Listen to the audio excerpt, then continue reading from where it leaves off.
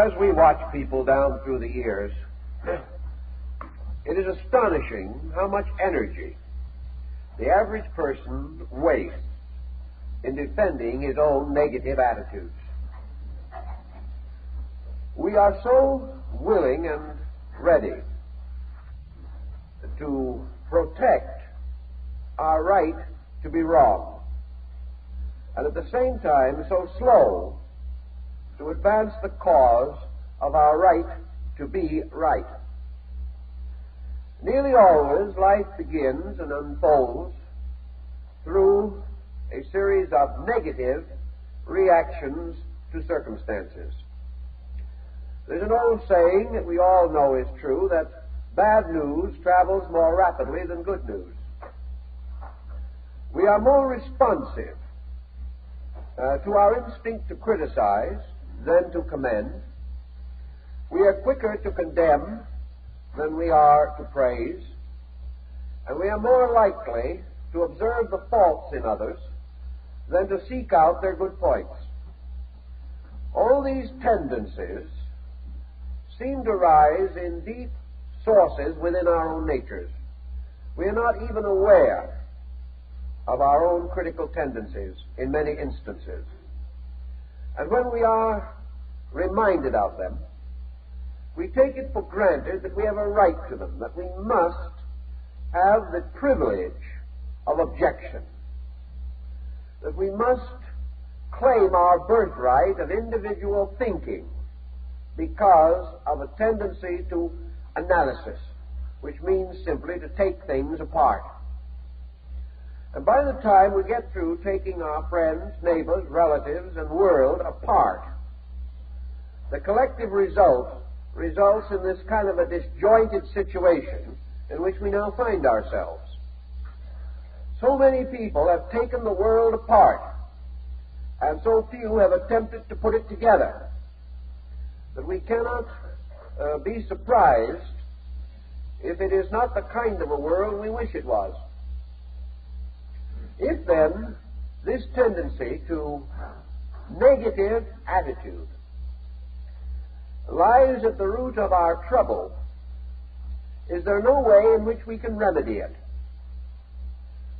One of the things that perhaps points this up more than anything else is our personal reaction to situations beyond our personal control.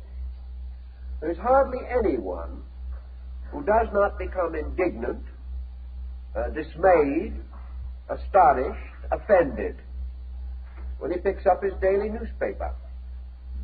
Yet it would be difficult to prove that any of these emotions contribute to the solution of the problems which the paper unfolds. There is no actual indication that indignation is solutional. Now, some can say that it can be solutional to this degree, that it can cause persons to unite, to rise above personal opinions and attitudes, and can create a kind of aggressive action in some direction or other, that it forms a valuable criticism by which things can be changed. For most leadership is sensitive to the indignation of its following. Actually, however, it is not the indignation that causes this reaction which we hope to achieve, because the problem finally settles down to a simple issue: what is right and what is wrong. And the individual attempting to solve this, coming to valid conclusions and clinging to that which is right, develops a strong, natural, defensive and offensive organism. He will support the things he believes. He will attempt to correct the faults that are around him. He will unite his resources with groups or movements which are accomplishing ends which he regards as right. But none of these things are accomplished actually by fretting, by fussing, by becoming angry or disturbed. The disturbance is merely a loss of energy. The solution is achieved by the individual's clearly defining what is necessary and doing it. Now, one of the reasons, I think, why we have a tendency to dissolve in conflicts within ourselves and with others is because conflict is our only outlet. We do not have any clear concept of solution. The individual confronted with a problem does not see how he can solve it. He does not see any pattern through the application of which the problem can be corrected. Therefore, he can only stew. He can fuss. He can fume. He can become disturbed. In this way, letting off steam. But this is only a manifestation of frustration. It does not lead to the answer. The reason why we do not have more answers is because we do let off too much steam without purposeful meaning or viewpoint.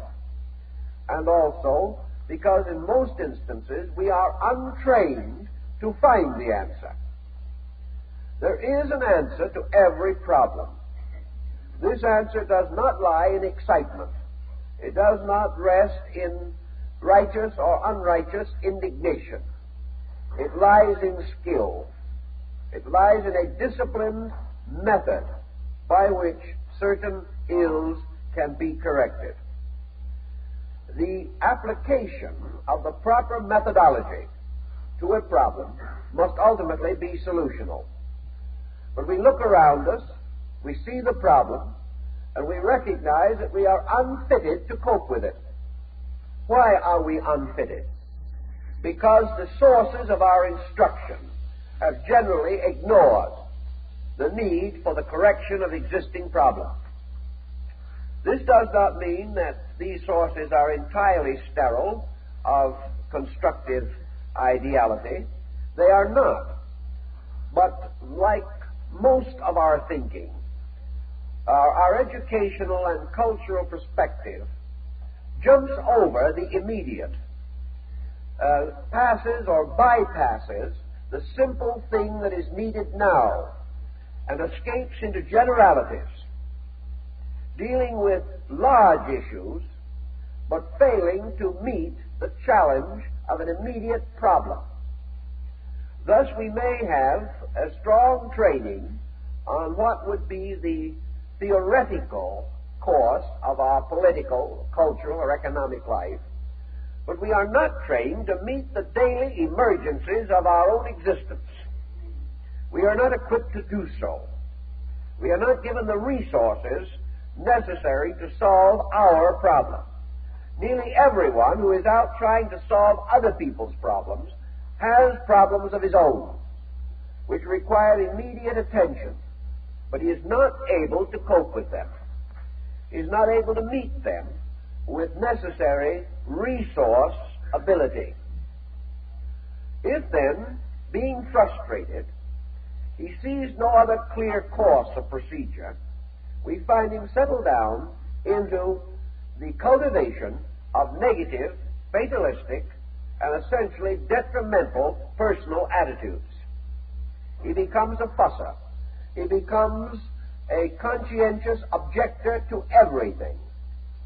He becomes disillusioned, cynical, skeptical, and particularly among the intellectual group, he loses faith in the possibility of solution.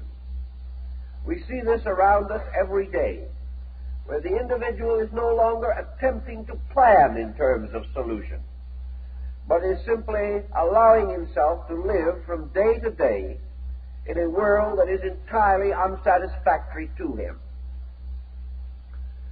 This also, of course, brings us to one of the most important considerations that we have, namely the relative inability of any individual to change the collective pattern of society around him.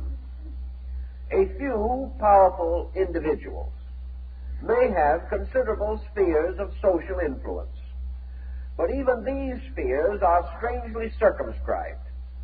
The moment an individual in high position attempts an action contrary to the general opinion of his time, he finds himself almost as limited as the private citizen. What is not supported by the average person cannot be attained by his leaders. And the average person today is not supporting.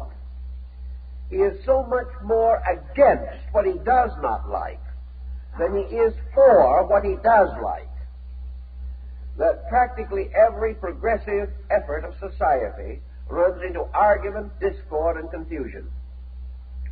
The individual, then, being forced to live in a world essentially unsatisfactory to him, but a world which he has not the dynamic to change, a world in which perhaps his own attitudes are minority attitudes, and there is not sufficient support from others to make his projects possible. This individual falls back into hopelessness. He falls back into frustration. He gives up and takes various escape mechanisms as the only possible way to adjust to the pressures of living. These defeatisms are evident everywhere today, and we find an increasing tendency to ignore problems or to regard them as hopeless, or to attempt to adjust to some compromise solution. We have often pointed out that if it is true that the individual must be the victim of collective pressures, then there cannot be any basic integrity in the universe.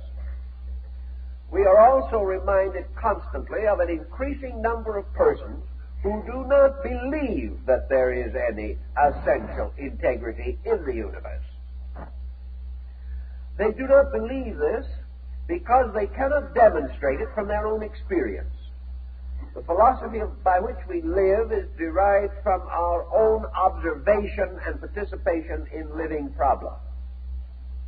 If, therefore, we are unable to perceive law and order in the patterns which particularly affect us, we are not likely to acknowledge law and order in larger patterns more remote. So today there is an constantly increasing intensity of negation. The individual doubts. He no longer holds it to be essentially true that there is a patterned purpose behind life. If this negation continues to develop, we are bound to drift into an almost hopeless skepticism. But man himself finds his own drifting increasingly uncomfortable. He discovers that actually the kind of a universe he lives in is not nearly as important to him as what he thinks about the kind of universe he lives in. It is his own adjustment that must, to a large measure, determine his relationships with life. He learns also, of course, that there is only one essential contribution that he can make as a private citizen, and that is the contribution of a well-ordered conduct of his own. He cannot give to others what he does not have. He cannot demand anything from others with an assurance that he will receive it. But he can bestow of what he is or of what he has according to his own insight and understanding. It therefore becomes important to the average person to enrich his own potential of interpretation and understanding.